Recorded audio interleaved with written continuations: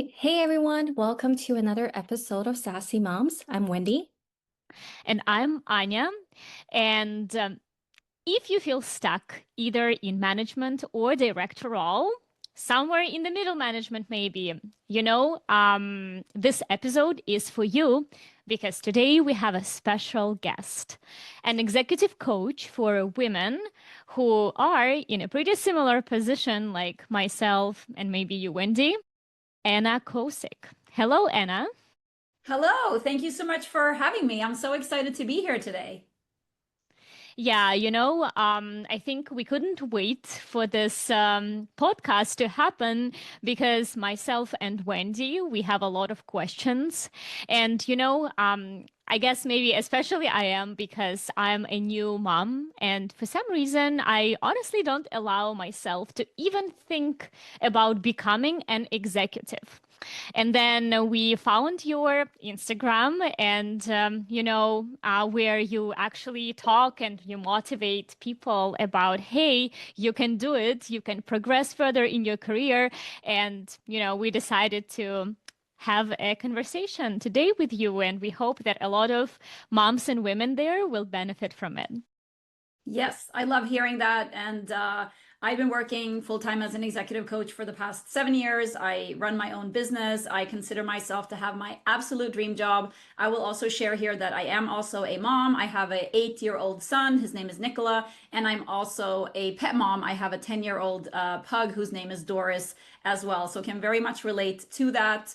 And basically, I'm incredibly passionate about helping women, specifically at the manager director level, because many of us get to that point and what's been working up until then no longer does. In my work, I call that being at the inflection point. And there's just something very empowering about helping women be able to understand what's going on, what is required, because what needs to happen there is something that is 100% in our realm of control, power, and influence. And at the end of the day, I'm all about women's empowerment. And what better way to be able to then help people who are feeling stuck and maybe feeling that what they want and what they dream of is out of their reach or control, and realizing that that might not be true. I'm That's so totally, excited. yeah. Yeah, I because mean, just a little bit of background, Anya and I, we've been coworkers for what, 6 years now, and we have progressed through the career ladder, so to speak, right? Came in from as an individual contributor, and then now we manage a team, and now we're both directors. But I think we're like, oh, do we have any more room to grow? Like, where do we go now?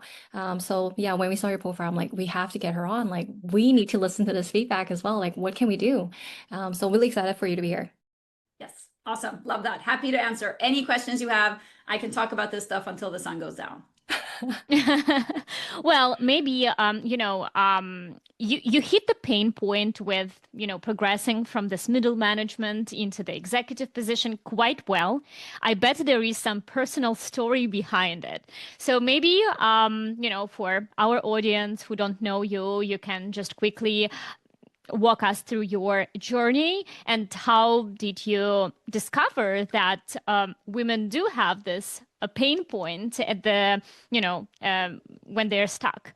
Yeah, absolutely. So just as you said and guessed, like this was my personal journey, is that I basically started out my career being very motivated and ambitious, wanting to get to the top. I worked in an international media organization and I had my eye on getting to the C-suite. And I basically started out and I was sure that as long as I worked hard, said yes, got things done, I hoped that people would notice and that I would be rewarded. And it turns out that that worked really well. At least for a while, I was able to go from individual contributor, just like the two of you, to manager and to get to director. I was managing a team.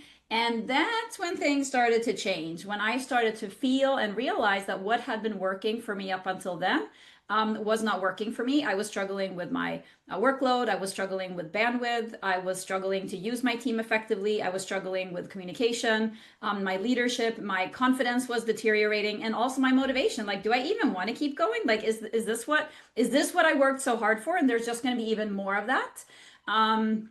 And the worst part was that I also had some male peers. I worked in a male-dominated environment, like a lot of people in tech, or a lot of women in tech, and I saw that they just seemed to be zipping up. So they got promoted to senior director, VP, SVP, and that, of course, opens up to the questions to say, Is it the glass ceiling? Is it the patriarchy? Is it sexism, misogyny, all those things? And to some degree, there was definitely a version of that. But I'm always interested in like, what can I do here? Because it's so easy. Like if we say it's all them, it's their fault, it's not possible, that makes us victims. And the definition of a victim is someone who is powerless. I refuse to accept that. I don't believe, when we live in a free country, that is often not true. So I was always focused on saying, yep, there's definitely elements of that, but what is it that I am doing or not doing or saying or not saying that's no one has really told me about yet? Hmm. I really resonate with this because I feel like I'm in the exact same boat. I'm like, hey, like whatever I did, it got me this far. But it's like I feel like there is a different set of things I need to do, different set of skill set, different way of communicating. So as a woman where I'm like in this level, what are some of the things that like you find people are still doing that they really shouldn't at, this mid-management level? And what are some of the other skill sets they should start learning to kind of get to that next level? Yeah, great question. So, first of all, what we also tend to do, so I'm glad that you're putting words on that, is that we tend to over index on skills, where we're basically saying, what is it that I don't know well enough yet? What is it that I'm not good enough yet? Are there tools? Are there frameworks? Are there things that where I simply just need to put in the reps? And there's definitely versions of that when it comes to leadership, communication, time management, productivity. A lot of those things are skills based, where we simply are not good at it or we're bad at it simply because we haven't done it enough. And I don't know if either of you can relate to being in the perfectionist club that I am in, where basically we sometimes even hold back from doing new things because we're not going to nail the landing on the first try. So a lot of times, even when we know that, ooh, I should speak up more or I need to practice this or that, we don't actually do it because we're afraid we're going to be bad at it. So a lot of times what I see as a coach and also what I experience as a human is that we're afraid of the thing that is inevitable. What if I do the thing and it doesn't land perfectly?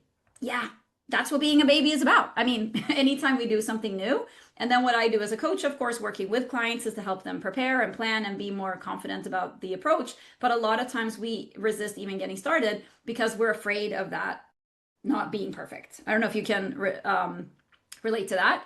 So as an executive coach, what I say is like, when we need to go about this up level, part of it is skills based. And those are the things where we technically say I'm bad at, or I don't know how to. The other one, the next one, a big one, habits, behaviors. So as an executive coach, and I have worked with people in the C-suite, I worked with EVPs, SVPs, and I first learned about executive coaching back when I was a director, when I heard that our CEO had an executive coach. It was a old lady who basically followed him around and gave him pointers on what he did or didn't do and said or didn't say. Fascinating. It was my first exposure to an executive coach, but also basically what executive coaching is about for executives is mainly behavioral driven. So a lot of times the things that we often need to work on is doing things differently. The things that we do all day, every day that we might not even be aware of, but that is really where the magic happens. And as a person who's, one of my areas of expertise and passion is executive presence, it's ultimately a vibe. And how do those people behave that basically give off that vibe, which is ultimately people's ability to follow you, trust you, and bet on you. But the third one, so we have the skills, we have the habits and behaviors, and sometimes we know how to do something. We know that we should do it, but we still don't do it. Ever happened to either of you? All the time. All the time. It is the most human thing in the world. And that is because of the mental and emotional resistance that we come into. So it's like a roadblock. And usually that is deeply rooted in our identity. So for those, I talk to my people, we talk about being workhorses, like the working hard, saying yes, getting things done. And a lot of times there can be a resistance of letting go of that. Because a lot of us, we've been workhorses our whole lives, decades. We are good at it. We like it. We have been rewarded for it. So letting go of that can feel uncomfortable. So a lot of times we can feel an imposter syndrome to show up differently. It might be specifically when we talk about things like promoting ourselves, being more visible, sharing our achievements, everyone's favorite thing, right? We're like, ooh, I don't, it's almost like we consider ourselves superior to that. I'm above that. I'm just going to be this humble, letting my work speak for itself. Great. How's that working out? It Not at doesn't. all. It's actually super funny that you mentioned it. We actually chatted about this, especially like I'm Asian. I think I grew up, being taught to be humble, right? Mhm. But that's like the complete opposite of even like, encouraging my team to do, you need to voice out what you have accomplished. Like no one's gonna like dig for things, right? Like you are your best advocator. But it's really hard because it's like ingrained in me. It's like, oh, you need to be, you can't do that. Like And and I love that you call that out. So great self-awareness. As a coach, I look for self-awareness. I look for reflection. And this is ultimately what a lot of this work is about, is to understand, excuse me, what belief system am I operating in, where basically I was given a set of rules from my culture, from my family of origin, from schooling, from earlier bosses or workplaces, where I have learned that this is how we do things. And ultimately, what that's probably connected to, Wendy, this is what a good person does. Because if Mhm. you heard from your parents and your grandparents that this is what you do, you going into your performance review or asking for a promotion, telling your boss about how great you are literally breaking a rule of your family. And that's no small thing. But once you see it that way, you can also be a little bit nuanced to say, okay, I realize that this is uncomfortable because me going and doing this thing that I'm actually telling other people to do, but it's much easier to tell other people to do it than to do it. I realize that this is uncomfortable to me because I am breaking a rule that served 9-year-old Wendy really well. But guess Mhm. what? There's new rules of engagement now. And when it comes to getting promoted to the next level, I don't know what your parents or grandparents do, but I'm guessing that they are not the best guides around what you're supposed to do when it comes to that next step. So even to be able to distinguish, to say, those were the rules to make me successful as a child or a teenager or during family gatherings, there's a different set of rules in this situation that I'm in now. I really, really appreciate that. Another thing I wanted to ask Ashley was you mentioned about like executive vibe. Like what does that even mean? How do people learn that? Because obviously I've seen, executive, they behave obviously a certain way, they have a presence, people follow them. How do we learn that soft skills, right? Like I don't think for me, I feels like it's something I need to learn. Yes. Okay. Love that. So how about we start with, instead of me, because what I love about executive presence is we've all seen it. So if I were to throw the question back to you, when you look at people where you yourself can say, ooh, that person has executive presence or leadership presence without knowing the exact academic definition, because it doesn't matter, what is it that you see? What do they do? Yeah, I think it's the charisma. So like people want to like hear them, want to listen to them. They want to hear their point of view. And then just having, I think the point of view, because I when I see the executives, like they have like a, kind of a North Star. They have this point of view and then, they communicate that strategy. And then people just follow because it's like, okay, yeah, that totally makes sense. It's going to get us to the next level. It's going to get a business to the next level. That's like, at least Okay. from what I see. And so love that. So what you're saying is that they are showcasing leadership, they are showcasing strategic thinking, they are being proactive, they're communicating that, they're showcasing expertise. And what happens then is that people follow them. Who do we follow? Leaders. People trust them. Who do we trust? Experts. And people bet on them, if we took from a promotional perspective, and we bet on people who we see the potential in, that they are going to provide value. So then Hmm. my next question is, okay, so you see what they're doing and you see, okay, I could maybe start copying some of those behaviors. But what does that person need to know, believe, trust about themselves in order to go and do and say those things? I don't know. Yeah, Anna. Oh, I think Anna is having some challenges. I don't know if she's back. Okay, no worries. I am back. I'm back. Okay, so I mean, we're full on coaching here, but what do you think that what needs to happen on their insides for them to be able to go and do and say and communicate and show up that way, not just with their words, but body language? Were you able to hear, Anya? Yes, I did. I mean, what like body language? I don't know. Like you have to open your arms, maybe.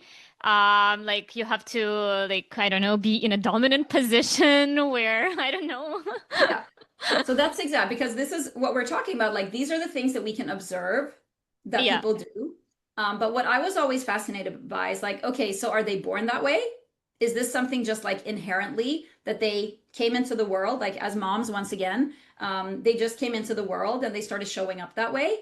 But what I realized is that when it comes to executive presence, and this is something I've been decoding my whole adult life basically, is that that is a vibe that is set off by people who are showing up in the exact way that you described, Wendy, but also that this is rooted in a confidence that these are people who know themselves, they own and are fully aware of their track record, they know what they've achieved, they know their methods to get there, that they haven't just done it once or twice, they know that they have a way of working, so that when they look into the future, whether they are proposing ideas, if they have point of views, it is rooted in a grounded confidence about their past going into their future, but also in their self-worth. That if they present an idea, if they're criticized, they are not immediately thinking, I messed up, this is wrong, I am wrong, which is something that I experience myself, and I see a lot with my clients, is that we are missing that rooted confidence. Go ahead, Anya. Yeah, so like actually this is kind of, I resonate with it a lot. And one of the things that I like notice from right when just through work, that there are executives, they all like gather together. If they are men, they go like they smoke cigars, they talk about politics. Like yes, like I don't know a lot about politics, especially as an immigrant, right? And there comes the confidence in a way, which says, well, Anna, if you go, you will fail because they will talk about politics. You will sit there, they will ask you a question, you will not be able to reply.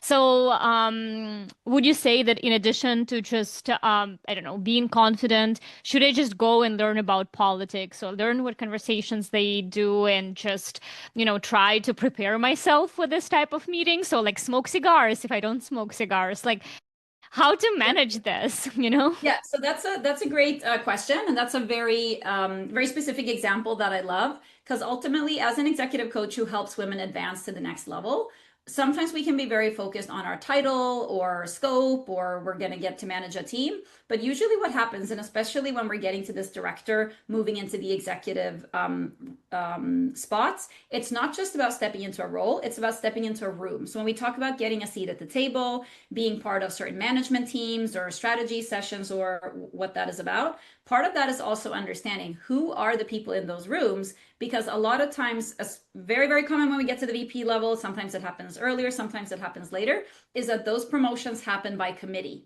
It's no longer just up to your boss to decide, because it's not just about you getting like a role promotion, you get a little bit more pay and you get a fancier title, but you're starting to get let into those rooms. And part of the work here is to understand what is it that happened in those rooms. And it becomes very subjective here. Here we're talking about values, preferences, priorities, where we need to understand that for us to be let into those rooms, they need to feel like we are one of them. Mm-hmm. And of course, we have the professional aspect. Is Anna operating at that level? Is she bringing the expertise? Do we need her way of thinking? Is she bringing something unique to the table where we all win? Because also what signifies usually an executive position is that executives usually tend to own a metric or a KPI or something that is clearly connected to the business, so that everyone else in that room is dependent. So if I'm, for example, the marketing person, the sales and the product and the other finance, they want to make sure that I am bringing my value to the table so that I will be successful, because that's the only way that everyone in that room wins.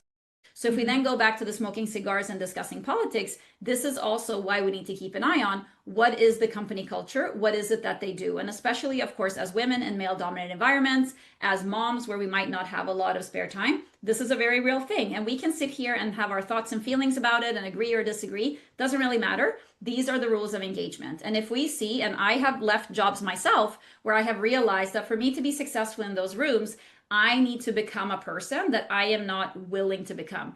Yeah, I can learn how to smoke cigarettes and and I've done stuff like I have learned about sports and I have leaned into learning. I've coached a lot of women on this.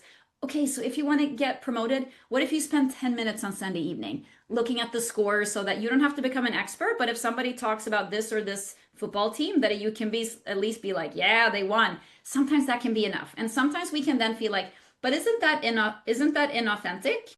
Is that coming up for either of you? For sure. Yes, and very, very common. And I want to share that. So basically, authenticity and integrity are two of my core values. But what I like to share as an example is that, we are all multifaceted people when we talk about authenticity. So for example, I have a 10-year-old pug. Her name is Doris. She is super, super adorable. And when I talk to her like this because she's my good girl. If I sat on this podcast and talked like that, that would be weird. But that version of me is authentically me. The way that I'm talking to the two of you is also authentically me. And if I had a board meeting tomorrow with a bunch of guys in their 50s, I would be toning up my masculinity, and I would be a little bit mindful of how I was dressing, how I was using my voice. I would be very aware of my body language, and I could do that for 2 hours. But if I had to be like that all the time, that would be exhausting. Just like if I had to talk like this all the time, that would be exhausting too. So I also like to challenge when we talk about authenticity, because a lot of times we think about authenticity as the thing that I do automatically. It's my preference, it's my tendency. When you had a baby and that baby was hungry, you didn't say, "Sorry, baby, it's not authentic for me to get up in the middle of the night to feed you." I wish. That was you being invited to up level some skills, change some habits, move some priorities around. And I'm going to guess that it made you feel maybe even more like you. And that's exactly what I see with my clients. So part of this work is to figure out, what is it where I'm feeling like ooh, that doesn't feel like me, because that's like inherently not my core who I am, or which of these behaviors is not you yet. Yeah, I really, really like this. Because like I think from my perspective, I think how do we like get into that room? Because I'm like, okay, like I have multiple, I want to say like multiple bosses, right? I have Yep. like one direct manager, obviously, but we have a business unit. So, there's a business unit number. I also have my function of product marketing that I need to report into, and it obviously goes into, CMO and etc. How do we get that, I guess, like buy-in from the room? Like, are there things that you recommend a woman to do? Because I'm like, I can try to be that, try to maybe like leverage some personal things that we can connect on a personal level. But how do I showcase that to like a room? And Yep. who should be part of that team and part of that room? Yes. Okay, totally hear you. So, one of the things that we get to practice when we're talking about things like this is the more specific we can get, the better, because this is where we get into it depends. Like there's, general advice that we can give here, but ultimately in a situation like this, if I were to coach a client, I would say, okay, what is it exactly that we're trying to achieve here? Not in a general sense, but like I'm trying to get input on X so that I can move to get buy-in on X so that this can move forward, so that this can happen. And then we get to say, okay, so in order for that to happen, who are the stakeholders and what do you need them to do? And then the question is this more becoming better at persuasive storytelling and influencing? Is it that we need to basically elevate our executive presence so that people are taking us more seriously? Going back to this, like they see us as a leader, they see us as an expert, so they are more inclined to actually listen to us and take our time. Because a lot of times we don't have to learn, we don't have to smoke cigars or learn politics, but to really get down to, okay, what is it that I'm trying to achieve here? And what are the steps that I need to take where I might be getting roadblocks? And then another thing that I want to point out is a lot of times at this level, we can look at sometimes male peers and we're like, wow, they're like not even working. They're just spending all this time like chatting and they're just sitting in these meetings. And this is another thing that we see at this inflection point where relationship building, networking becomes much more important, because in order to be successful at the executive level, we are incredibly dependent on the people around us. So to be able to build those relationships, to be able to have people understand what it is that we do and what we're able to do, this can sometimes also feel icky, but I really want to come at it from a perspective that some people do this from a self-serving perspective, but I've been an executive myself. It is much easier to get things done and to move things forward when you have like a fast access to the people around you. Not like talk to my assistant and we'll set up a meeting. To be able to pick up the phone to be like, hey, this isn't working. You need to talk to your team. This is stuck. Can you fix this in the next hour? Has a miraculous impact on how quickly you're able to move things forward when you own a massive scope and team. Okay. I really, really appreciate it. Yeah, that's cool. So one of the follow-up questions for me here will be, how when you are like a manager or a director, obviously you have a team, but also very often you operate under, like cut budgets, and sometimes you don't have a big enough team to work, and you still have to execute certain things yourself. So, based on your recommendation, how would you manage like execution of the tasks which might like damage your reputation if they are not executed, versus building these relationships and being strategic about your behavior, like again, relationship building and things like that? Yes. Okay, love that question. So am I hearing a little bit of like, this makes sense, Anna, but I don't really have time to do this because I have so many things to do. Exactly, yeah. Yes, totally hear you. Just so I'm hearing you. And this is very, very common. And research also shows that women are much more likely to put their work ahead of their career because we are committed, we are loyal, we are dedicated to getting the things done to the point where we are not crafting out the time, energy, effort, space to also do these career enhancing activities. But I also, because sometimes that can feel selfish and self-serving, but I also want to really think about these as strategic actions, that maybe these are not things that you need to get your job done today or tomorrow, but if we think about it a little bit in a long-term time frame, this might be able to serve you not only to get promoted, which we love, but also that to get promoted, or if you move up, that is something that usually serves the company. We don't usually think this way, but ultimately this is capitalism.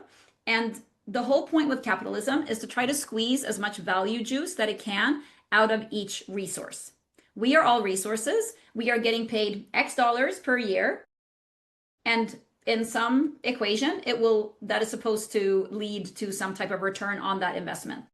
If we can position ourselves where we are operating at a higher level with a bigger team or a bigger scope so that we can drive more value to the company, that is why we're paid more money, not because we are doing a good job or because we have X years of experience or we have X pieces of fancy papers from all the schools. It's ultimately the business impact that we create that we're then getting compensated for.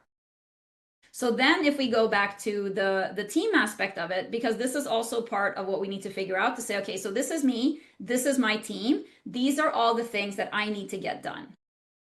But then the question is, do we though? Because ultimately also at the director level, we also get to manage expectations and we get to negotiate scope and priorities with our boss consistently. Yes. This was mind-blowing to me, realizing that other people are constantly negotiating. Okay, I hear you, but if we do that, then this needs to go, and I can ask Hannah to do that, but then Jonathan won't be able to do that. I had just been like the yes sir, yes ma'am, because my identity and self-worth was connected to, I never say that I can't do it.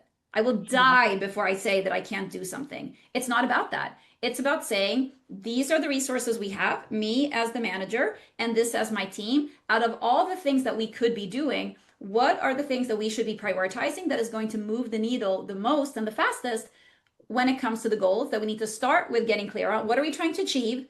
On what timeline? That's being strategic, means starting at the end, and then reverse engineer back and say, okay, based on this resource allocation, what is it that we should be prioritizing? And what we then also need to do as leaders is not to say, if I give 120%, it might be when I give 80%, because I need to save 20% for my long-term relationship building, thinking strategically, understanding what they're looking for, not just to be self-serving, but that's the only way that I will be able to move up and ultimately deliver more value in the company.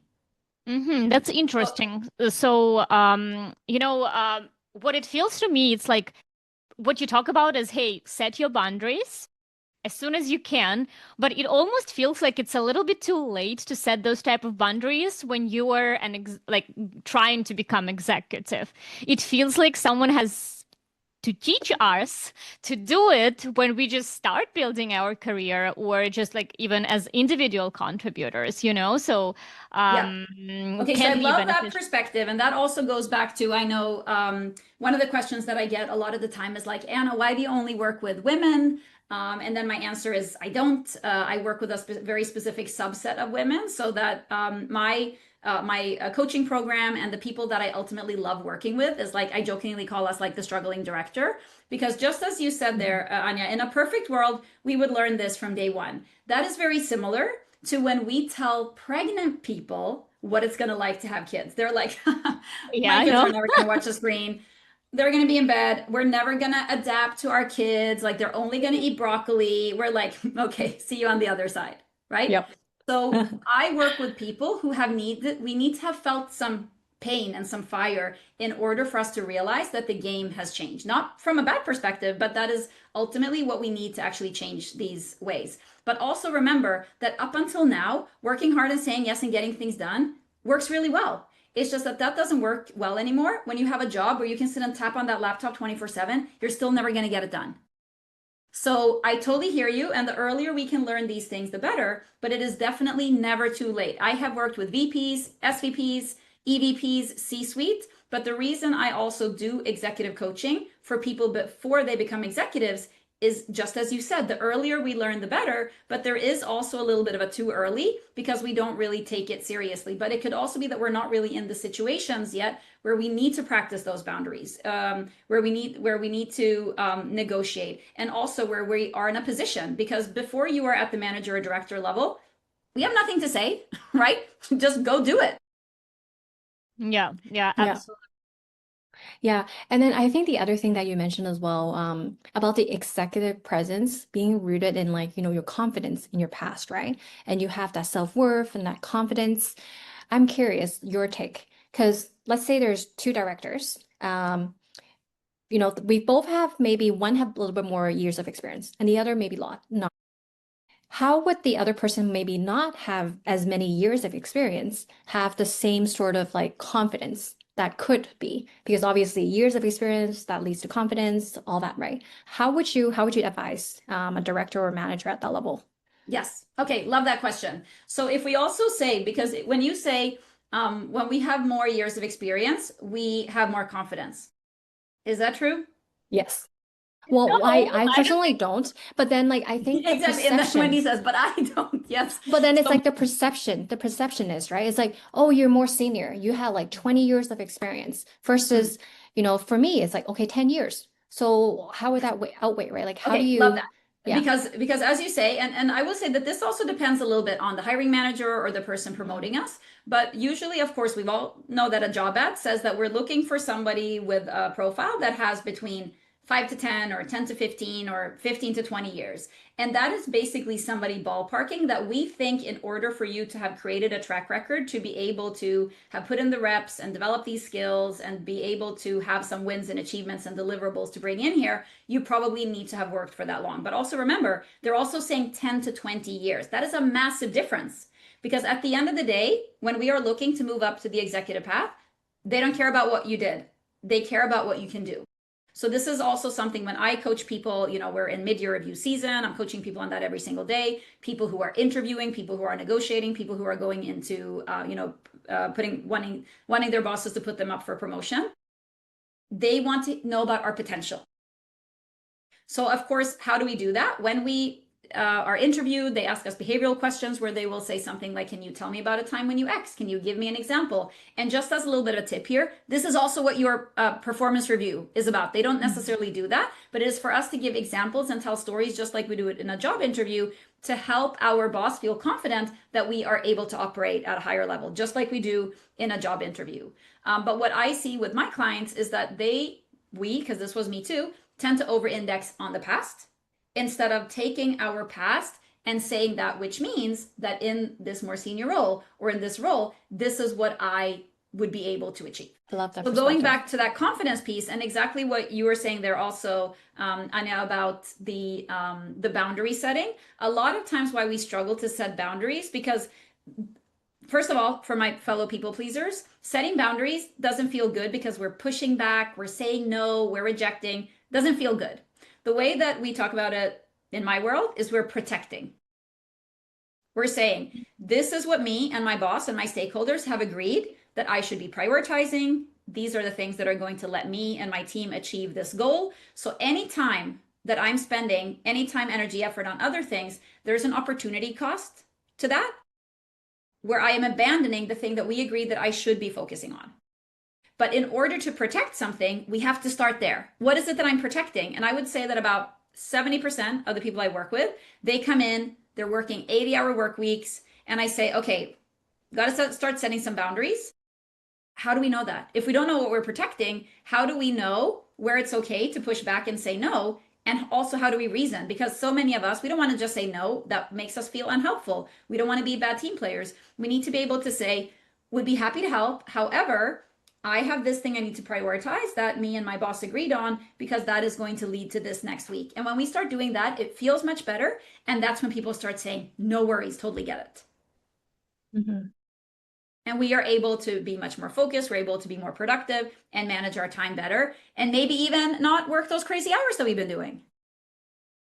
Yeah, and I No, think it's nice because I think what resonated with me and something that you said in the beginning is that, like, hey, you shouldn't be a victim, right? No matter how much like research, what analytics says, it's kind of like take responsibility for your life, take responsibility for your career, and like figure out what is missing and just work on it. And you are there to help women, right, do it. So that's definitely something which I like a lot. But I want to still understand, because you mentioned that like confidence is one of the thing, right, that kind of can help women to potentially progress in their careers. So do you think that this is like uh, biological to women more than to men? Because based on some of the research data that we were like reading before our interview, is that 16 like a man has a 16% more chance to become an executive if you like weight this within the like education, like you kind of make these two people equally, right? So do you think this is just like something that we as women have biologically, or like why this is happening today? Yeah, great question. And I can say, and I know that you shared some of these statistics before our conversation. I can say that one of my key mantras back when I was at the struggling director level is I said, I refuse to be a statistic. When people said, Anna, statistically, you only have this much chance to do this and that, I'm like, not interested. Those numbers do not help me at all. So just want to like put that out there, because just as you say, anytime that I read any type of research about women in the workplace and women's advancement, it just made me want to go home and crawl under a rock and never come out again. It is so incredibly demotivating. Going back to like someone basically saying, it's almost impossible. Good luck. Isn't that how it feels sometimes? Yeah, definitely. exactly. Maybe this analytics, I don't know, is Yeah, no, and I don't doubt it. I'm propaganda. just saying that that doesn't necessarily like it doesn't feel good and sound good. However, my perspective and my take on that is that I'm sure that if you were to look at the research about women's potential to be to become an executive is this or that, I am then interested to say like, why is that? Because there's also research that shows, that men might be choosing professions or careers that are closer to the bottom line, which might make it easier to move up. But I can say that in the 7 years that I have been doing what I've been doing, I have worked with over 500 women. I have spoken to thousands of women over the year. I have never spoken to someone where we have looked at, okay, this is where you are. This is where you want to go. Where are we getting stuck? What can we do better? Where there hasn't been like a massive opportunity where she has the control, power, influence to increase her chances and optimize her ability to get that promotion. And guess what? Sometimes businesses struggle, and sometimes organizations don't need a senior, more well-paid version of you. And sometimes we are unlucky. We miss a promotional window. Sometimes there's a peer who is a superstar. Sometimes they just want to bring in an external hire. That happens. But guess what? There's millions of companies and jobs out there. So part of this empowerment piece is realizing and to be able to acknowledge this is not happening here. So in my webinar that I don't know if the two of you had a chance to check out before our call here today, how to advance from director to VP, I talk about the superstars in my organization. So basically these guys who were zipping up the career ladder and being able to also look at, what is it they're doing to promote them. But another thing that I don't talk about in my webinar that I found super inspiring, they were also so quick that as soon as they realized that there was no platform for it to succeed or advance, they were out. There was no waiting around, hoping that things were going to change or get better. They knew what to look for. They knew what questions to ask, and they weren't afraid to have those conversations so that they could see, okay, I had a good run here, but this is where I want my career to go. This is how I want to grow. This is the potential that I have untapped. This is the value I want to provide. And if that's not going to happen here in the next year or year and a half, no worries. I'll just go somewhere else. I stayed, I was loyal, committed, hoping that things were maybe going to change. So that's also a perspective that I like to share there. Once again, coming from this place of empowerment. Yeah, no, I really love that perspective. And I think it's like I think one of the theme that I'm hearing is like not only do you need to say no to the scope of work, you also need to say no like if people are impeding your growth too. Like you need to know your self-worth and you need to understand like what you bring to the table and be confident about it. So I Yes. really, really love that perspective. Actually, I'm curious as a follow-up. I know we talked about a lot of like roles and titles and all that. How about like salary? Like Yeah. how like a lot of people are like, hey, like I'm at this level, but like I know other people are making like XYZ amount and I'm at this level, but I'm doing all these output, all these work. Why? Or how do I have that conversation? Like what would your recommendation be? Yes. So I help people with this all the time, and helping people get, paid more and not leave money on the table is something I'm very passionate about. Personal finance is like a side passion of mine, also coming from this place much earlier in my career in life, seeing that men were much better well off, not just when it comes to salary, but also investing in themselves, Hmm. being less, risk averse. So that was also an area where I really pushed myself. Once again, like I refused to be one of these women who is just like bad with money. I did not learn anything from that at home, but really wanted to educate myself and to start practicing whatever it is that the men were doing in the world to get ahead, and see once again, it's like, is it the glass ceiling? Is it something? Or is it just that I need to take the steps to actually put myself in a position like that?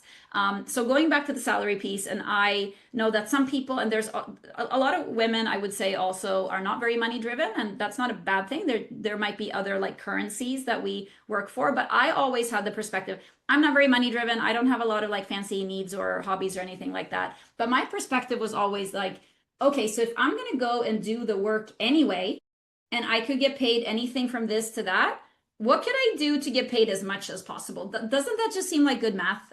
Yes, I was yes. always curious, just like you, like if there's a salary band, who does one need to become and what do I need to do to get at the top of the band? Just from a like as a sport, like what does that game look like? Um, and once again, a lot of it has to do with the inner work. It's like, what do I say? Step number one, do you believe that you deserve it? Hmm. If you look at a salary band, if it's like 100 to 150K or 150 to 200, we're like, ooh, maybe somewhere in the middle, always. And I also was fortunate to have a lot of like male friends and male peers who were very happy to talk about these things. And I will never forget the first, I was looking at a job ad, and I don't remember what the numbers were, but say that like the salary range was like between 1 and 150. And I had a male colleague who was just very inspirational. And I said, ooh, so the salary band is 1 to 150. What would you ask for? He goes, 175. And that was mind blowing to me. I'm like, the audacity. But he goes, well, I'm not average. And I'm also guessing that this data is a little bit outdated. But also, of course, when you ask for money, you are starting at a point where it's going to go down. So if I actually want to get 150, I would start higher. This is very nuanced, however, so I don't like, this is not a negotiation Hmm. class, because it really depends on, especially if we are looking to ask for a raise where we are, is very different than negotiating during a new job when we're getting an offer. But in a situation like this, I always recommend people to ask for a raise once per year. Hmm. And once again, this is much easier to do when we are able to tie our work to business impact. Because if we're like, hey, I did a bunch of stuff and like kept people happy, I would like to get paid more. Bosses are like, join the club.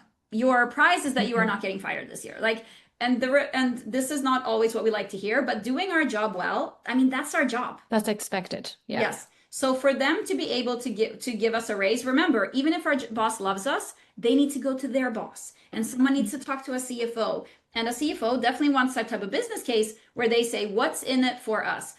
How would we benefit from paying Wendy X thousand dollars more? Sometimes there is a version of, because we don't want to lose her, we need to keep her happy because she's so valuable. And if she is underpaid, we are worried that she's going to leave. This is also very common, that we are so committed and loyal, they know we're not leaving. And this doesn't mean that we are threatening. That is not at all how I coach people. But once again, it's like a vibe. You can tell when people know their value, when they want to get the comp that they deserve, and that they know that I'm not married to this place. If you guys don't want to pay me that, that's cool. I'll go elsewhere. That's So that's once really good. again, how do we say it? Like, that's the Yeah, easy exactly. stuff. How do we say it? Yeah, but that's the easy part. The hard work is, do you believe you deserve it? And what's the Mhm. storyline there? And once again, going back to mid-year reviews, how is today, Wendy, more valuable to the company than 6 months ago or 12 months ago? How have you up-leveled, upskilled? You are driving more impact. You are using your team more effectively. So you as an asset are worth more than you were a year ago. Not as humans, we are all inherently valuable, but from a business asset perspective. And it's kind of fun when you think about it. And I've worked with clients, they're like, wait a minute, my team is driving like 30% of this company's revenue. Yeah. If you put words on that and you remind the CFO about that, I'm sure that they will be more than happy to want to compensate you well. And of course, when you work in a big company, that's not the case. But that connection to what is my role in the business? What is the value that I'm driving? And ultimately, can I showcase that I am a more valuable, effective resource than I was a year ago? Those are usually the no-brainer raises. So I have a follow-up question here related to pregnancy, right? I know you're in US. US is a little bit different. They don't provide maternity leave, but here in Canada, we can have a maternity leave up to 1 year, 1.5 years. And I'm originally from Sweden, so that is the system I'm used to too. Okay, perfect. So, does it mean that after I come back to work from maternity leave, I kind of lose my value because I can no longer kind of talk to my boss and say, hey, my team has been doing XYZ, and now that's why you have to promote me because, I was off 1 year, things were able to move without me. So what do I do here? Yeah. Or do I just wait up until I come back and give value or? Yeah. So great question, very relatable. And this is, of course, where we talk about the motherhood penalty, because exactly what you're saying, it's kind of a thing. And if we go back to that, a lot of times up until the director level, and I used to think about this, we think about promotions as rewards. We think about this as something that we deserve. And sometimes it can even feel like something we're entitled to. Hey, I've been at this level for X years. Shouldn't I get this thing now? And up until the director level, and in your company, it might also be a little bit later or even a little bit earlier. But the fact is that it's at a certain point when we are making a certain amount of money and we are expected to deliver on some things. If there has gone a time when we haven't been able to do that, going back to the business case, it's just a fact that we don't really have a business case. So just to start there, what have you been doing the past year? I have had a baby and I've been trying to survive. Amazing. You should get a medal and a prize and all of those things. But from a business value perspective, we don't really have a solid business case. However, this is where we get to appeal to other parts of the company that I would look at, and I would talk to other mothers in the company to see how it worked, because this is usually where company culture comes in, where they might be able to say, we don't necessarily promote, but this is how we want to support mothers or parents. So we don't necessarily have a case there, but there could also be cultural aspects. So what I would do is I would talk to other moms and I would see, what did you do? How did those conversations go? And sometimes if it turns out to be yeah, it sucks, I didn't get anything, that we can feel mad and sad about it. But once again, from a business perspective, it makes sense. And as a feminist and as a mom, I hate it in all the ways, but at the end of the day, it is capitalism. And what I would do, I would just say, okay, I'm just going to come back and see if I can catch up with that. Because also remember, a career is not linear. So it's not like we lose a year. That is something that we can catch up on. And some people get promoted after 1 year. Some people can get promoted after 6 years. So I would not sweat that in that moment. Just make sure that if you keep working on these things and you keep being proactive, you are going to be able to catch up that career advancement and pay as well. Is that a sad answer? Does that make us mad and sad? No, No, well, because it is. It's unfair. It's unfair. We feel unfair. So we had actually an episode on career stall after pregnancy, where we do talk just about the feeling, right? That hey, our partners who are male friends, they keep male workers, they keep the same joy of having a child, but their career just progresses and sometimes even accelerates if let's say their peer woman goes to maternity leave. But we as women, we do feel unfair because we have to take care of our kids no matter what. So yeah, it is harsh truth. And we talked about in our podcast that, well, you have to accept it. So it's pretty similar value, but to also share, because as you say, it's unfair, but that that word, we just need to remove that from the conversation, because it's not part of it. This is not fair. So the sooner we can let go of that expectation, the freer we're going to be, just as you're saying. But also reminder, as somebody who is coming from Sweden, the most equal country in the world, who has made amazing advancements when it comes to equal parental leave, that if we say I have to be at home with the baby for a year, that's not necessarily true. Right? Maybe the dad could be home for 6 months if they wanted to. I have tons of friends. My brother was home 6 months with all of his kids. So that's when I also want to shift the perspective on the privilege to be able to do that, to say yes to the careering. And, I'm an Enneagram 3, like I love working, like we will talk more about that as well. But that is also when we need to pause to say yes and look at this thing that I was able to create, get, maybe dreamed of for years, and to also remember to not minimize that, because how lucky is that? And all the people out there who are able to work and they would do anything for a child. Exactly. Yeah. I think it's like for us, it's like we have to acknowledge that it's like, okay, yeah, like you're taking a pause on your career, but you're like building another life that, Yeah. you get a chance to do, right? So I think just acknowledging the feeling is valid. Like I feel like we had that emotion at one point where we're like, okay, now we have to move past it. How do we build a career after being a mom? And then there's so many soft skills. And I think as a mom, you're like more resilient. Like you don't have sleep. So you're able to work. Like, how does that work, right? There's a lot Yeah. of things that you can like take credit for as a mom, that you can like continue to build on that skill set. I Yes, and personally another think, yeah. thing that I wanted to comment on, building on that, because I also know that previously I got the question around like, is this biological that women are a certain way? So basically, one of the big things that I talk about, and Wendy, we were talking about, you shared like your Asian heritage, like the being humble. But if we also talk about gender roles, because so many of these things that we talk about is biological. There's definitely some primal like maternal instincts, but when we talk about some of these like behaviors, female traits, as women, we are conditioned and socialized in a dramatically different way than men are. I am a boy mom. When my son was a newborn, I was like, I am going to raise this child, gender neutral in all the ways. And it was absolutely mind blowing to me to what degree he became obsessed with trucks. And there was just like so many things that was just like, this is just in him. He did not get it from me, from my husband, any socialization. It was just in him. And then he has several friends who are girls that we are very close with. And I've seen these girls become 1 and 2 and 3 and 4 and 5 and 6. And somewhere around kindergarten, I would say, I saw the socialization kick in. I saw when we had one of his little friends over, they were just learning to write. And I said, oh, can you write like dog? And she goes, oh, I don't know. I'm not sure how to do it. And my son is like, I know how to do it. And he was like, G, B, L. He's like, dog, completely wrong. But I'm like, here we go. Here she is. She is already now being conditioned to be afraid to try because she's afraid she's going to get it wrong. That doesn't even cross his mind. He's messing up and he's super proud and he's not even acknowledging. I'm like, this is where it happens. So this socialization aspect, and once again, to acknowledge that many of these behaviors, and that I see with the women that I work with, people pleasing, perfectionism, hyper independence, over functioning, codependency, reactivity, minimizing our strengths and achievements. This is how the good girl is socialized. We're Yeah. not born this way. This is how society trains us, rewards us, punish and shames us if we don't do those things. And once again, those things make us super successful during the 10 to 20 years of our careers. And then those exact same behaviors, it's like hitting a wall, and we have to unlearn them to be able to advance to the next level. And also to not die in the process. Like, it is incredibly unsustainable to work in that way.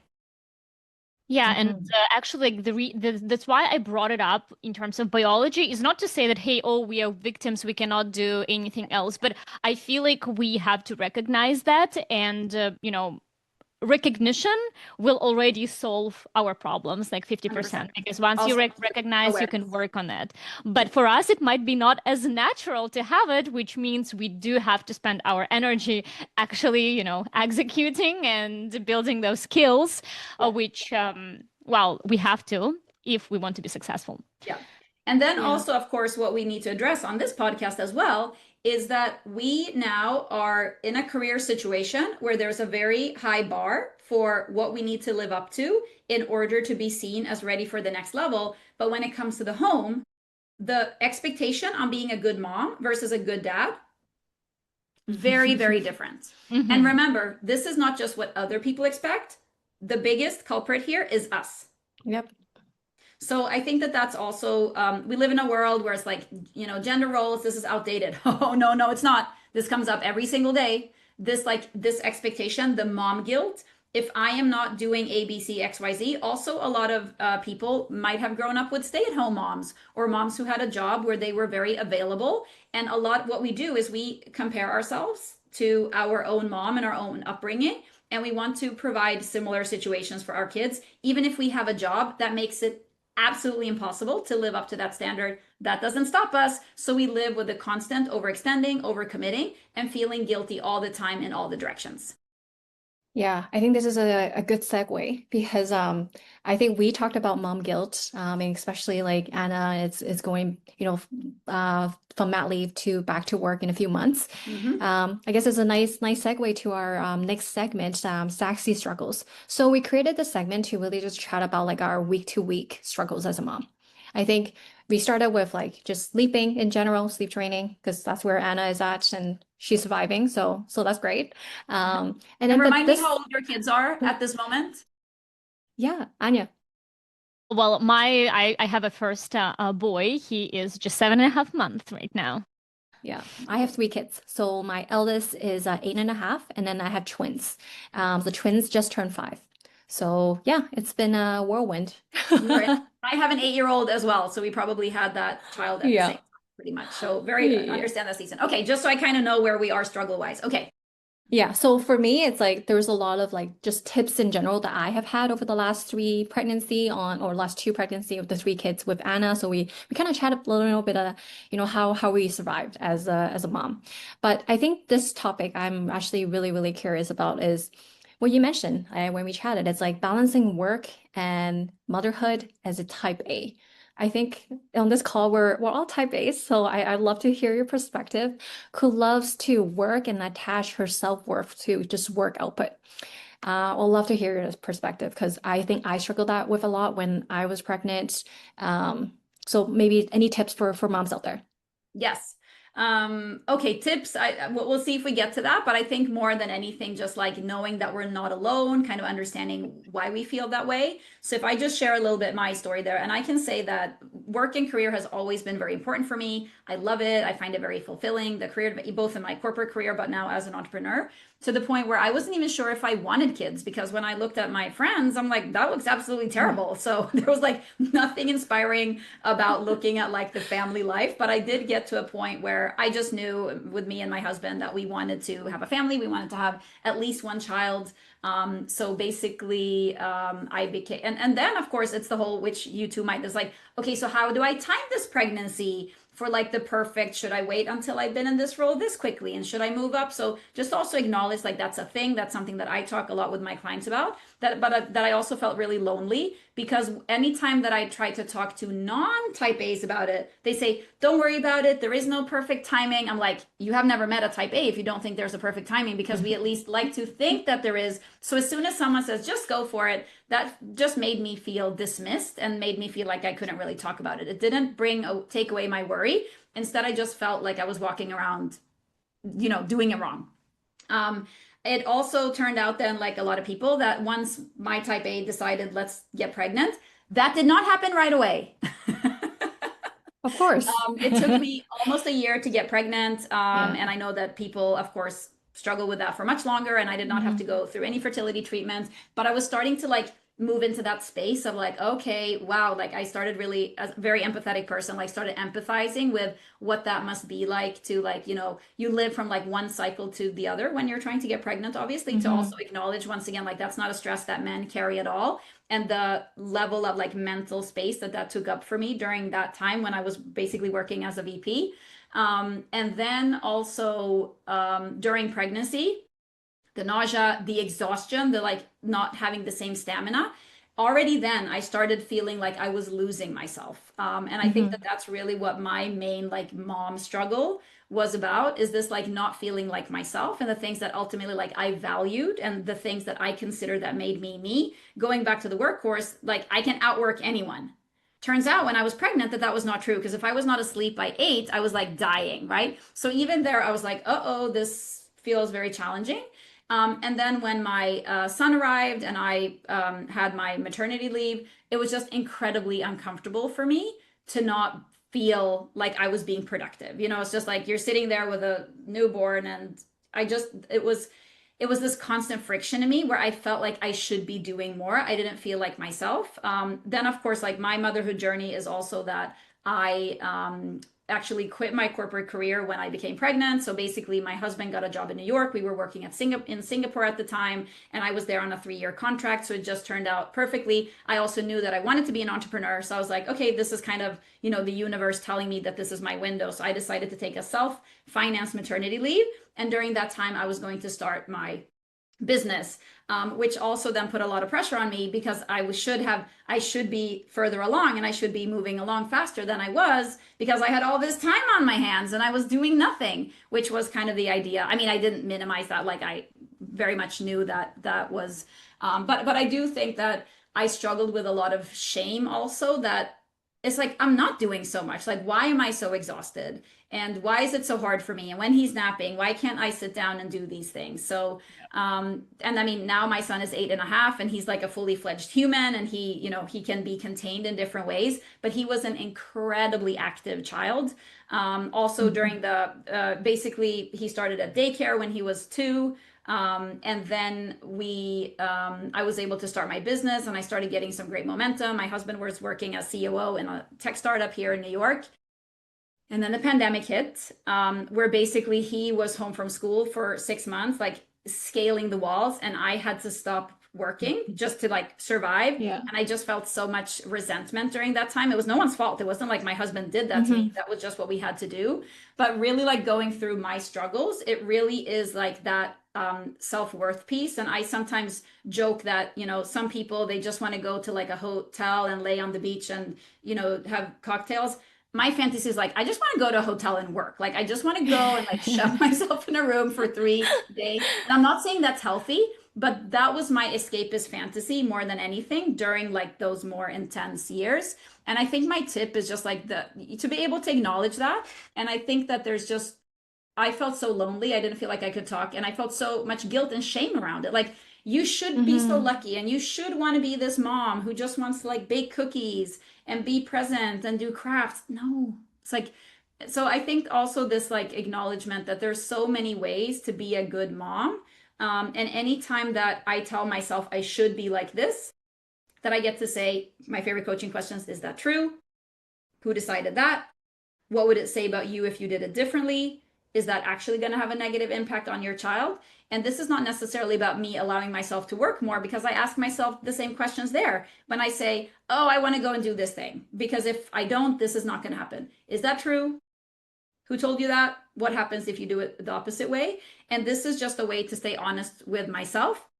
But at the end of the day, to just feel better about the decisions I'm making in the context that I'm in, that ultimately is no one else's business except those in this household. Because I don't know about you, but there's also like grandmas have thoughts and feelings and Absolutely. friends. I wanted to just say that, like, first of all, I have pretty similar journey, and I think this podcast is what saved me a lot. But also my relatives, they do tell me like, hey, you have to sacrifice things for your baby and things like that. And this like being good girl, like, like yes, I all haven't the slept in 7 fame is months, thank there you. around. But I'm like, well, I do my best, and I'm not like a bad mom. I still do, but I still want to have something for me. I still would like my partner to spend 3-4 hours with my kids so that I can go to yoga, write a podcast script, like do some marketing. And it's hard.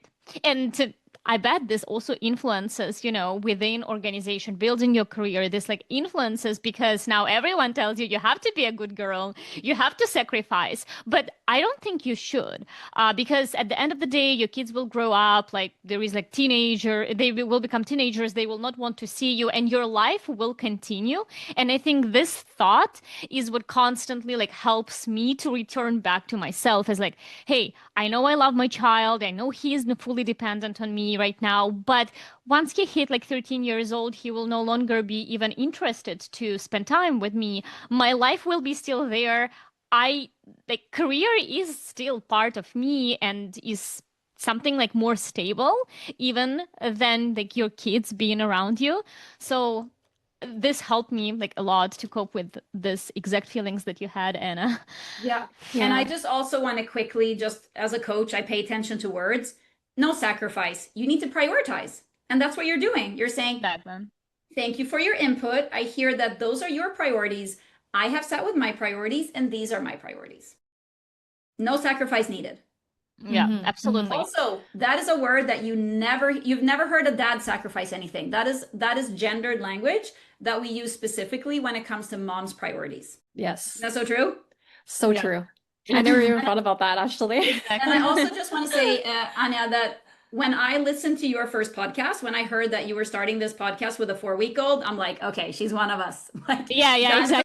Isn't that who's crazy? 4 weeks into maternity leave, and she's like, get me out of this. I need to do something I know. meaningful. And I see you. Like I can so relate to that. Yeah, she's Absolutely. crazy. I know it But saved me. It saved me just a I little bit know. productivity, a little bit productivity in my Yeah. week. But I Yeah. would also say, like, going back to the tips, and I don't know if you agree here, Wendy, but I also, like, sitting with, like, thinking back to when I had a 7.5-month old, if I could go back and like talk to my former version of myself, I would just be like, chill, girl, he's gonna be fine. Especially during like the baby age. And if you go Hmm. on Instagram, there's like a million content creators and ads that basically speak to our complete fear of messing it up. Yes. There's a billion-dollar industry about the Mozart cards. And I mean, I was like a full-on Montessori mom. Looking back now, I just like, I want to give myself so much compassion to say it's going to be fine. Hmm. I can't stress enough like how much I relate to what you said, especially just your story, like the feelings. And I think why this is really why we started this podcast is like just an outlet for other moms experiencing the same thing. And it's like your feelings are valid. We might not be able to give you any tips or even like guidance, but it's like just acknowledging because I think I struggle with that quite a bit. It's just like all these feelings I'm feeling. It's like, hey, are other people feeling the same way, or is it just me? It's like I have so much guilt just feeling those feelings, you know? It's like I Yeah. shouldn't feel those feelings. And you mentioned about this like guilt, all these things. It's like I couldn't even like yeah, I think your story just resonated a lot with me. I appreciate you sharing. I appreciate hearing that and you sharing that. And I think that's also, from a coaching perspective, why I love running a group coaching program is that this is what we do. Like that is a place to get coached and ask questions. But more than anything, we talk about normalization. You are not alone. Mm. It's not just you because it's so powerful to hear someone else put words on it and to be able, oh, I thought it was just me. I thought something was wrong with Yes. me. I thought I'm bad. All of those things, like just like you guys are doing. And it is just so powerful. Also, because I didn't have that in my corporate career or as a mom. So to be able to be on this podcast here in the work that I do, like that is a core driver behind that because it's just like it's so much harder when we feel alone and when we feel like something is wrong with us. And I also just want to share just from this it's end of July, and we are basically going to Europe on Friday. I'm originally from Sweden. My husband is Croatian. We are going to go to Europe to see family. And I just had a friend who got back from her 2-week vacation with her family, and it was lovely and it was dreamy. And they were on a beach, and she says, "And now need to go into an isolation chamber for a week." And that is like when people say, "Oh, enjoy your vacation." I say, it's not a vacation, it's a trip. I'm going to be with my son without childcare or camps or school for a month. And it's a trip. Like it's going to be great, but also like we need to be allowed to put words on like, and I'm stress breathing a little bit because that is very intense, especially when you're not used to it. So just like putting that out there for anyone who feels like they need to put on a smile and pretend like everything is great, when sometimes we just want to like be alone and do some work. Yep. Couldn't Absolutely. agree more. I have these dreams for sure. So. Yeah. Well, Anna, I really appreciate you coming on to this podcast. Before we close up, are there any things that you wanted to mention about, your business, your consultancy, anything that our listeners should be hearing about? Yeah, so basically, if anyone listened to this and they want to hear more about what it takes to advance, I have a free live webinar that I run regularly that's called How to Advance from Director to VP. I don't know if that's something you can add in the show notes or just Yes, for send sure. them to my Instagram. So also very welcome to connect or reach out on Instagram. My handle is Anna Cosic. Feel free to connect with me on LinkedIn. I basically run a flagship coaching program called EPP, which stands for Executive Performance and Presence, which ultimately helps aspiring female executives to work more strategically and to develop executive presence. That's consistently the feedback that I see and hear is holding us back from getting into those rooms and moving up to the next step.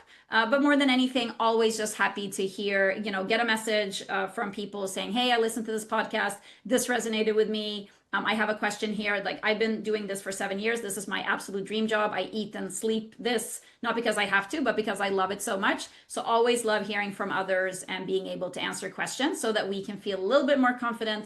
And maybe, as we said in the beginning here, to allow ourselves to even start thinking about that maybe this is for me. Maybe this is something I could do. Maybe this is something that I would be good at doing, and really just breaking down. So what does it take to get there? Well, you definitely gave me a lot of like self-reflection on like, hey, what are the things I need to do and what are the things I'm good at and things like that that you mentioned. So I definitely took a lot of tips from just chatting with you the last hour. So I really appreciate you, hopping on to our podcast with Anna and I. Oh, Anna, I don't know if you have anything else too that you want to mention. No, I think, Anna, like I saw your website, you have very nice testimonials. So definitely recommending everyone to look at it. And like there are big promotions mentioned there. So we do hope that it was pretty valuable, podcast and episode for women working in tech or recent moms. It was nice chatting with you. Thank you so much for agreeing to be our guest. It was a pleasure for us. Yes, my absolute joy and honor. This was super fun, and I would be happy to come back at any time. Appreciate it, Anna. All right. So if you like this episode, remember to subscribe. It's SaaSy Moms, and then see you next week.